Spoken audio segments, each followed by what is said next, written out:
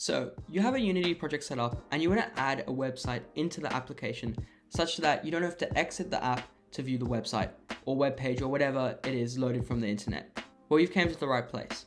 So the first step you have to do is go to the link in the description, this GitHub repo called Unity WebView, and download the code. So download the zip file, and then unzip it and just get it in a convenient place. I'll put it on my desktop for now. Okay, now inside here, what you can see, I'll just open it up so I can show you, is it has a few things, but the main thing that we want to take from this is the Unity package, so the Unity WebView package here.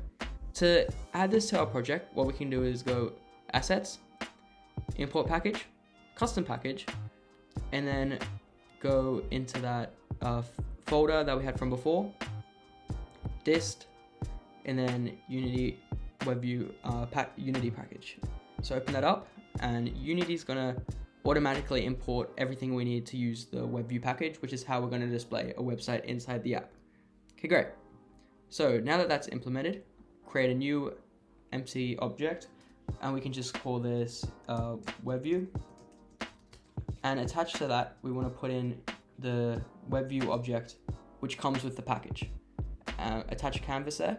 Now, the next thing we need to do is have a script that controls what's displayed in the WebView, right? And to do that, I've created a script called WebViewController. It takes inspiration from the sample they have on the GitHub repo for the WebView package. They've got a sample there as well, which you can look at in your own time if you want. But I think this is a better script. So take this script that I'll put in the link in the description. So download that, put it into your assets folder, attach it onto the same object as we had the WebView object.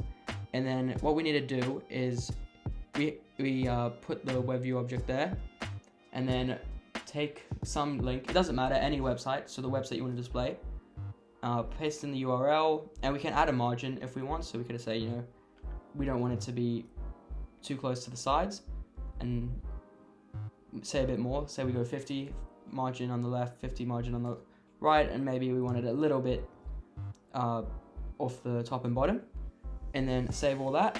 And if we run that now, as you can see, the website loads, and this is the Unity website, and we can actually interact with this. As you can see, we can scroll down, see more of the website, and yeah. So now that we've implemented the WebView, you can change this to any link you want, and you can also look at the script and change it depending on your project. I hope you enjoyed the video, and I hope that it helped. If you have any questions, leave them in the comments below, and I'll see you next time.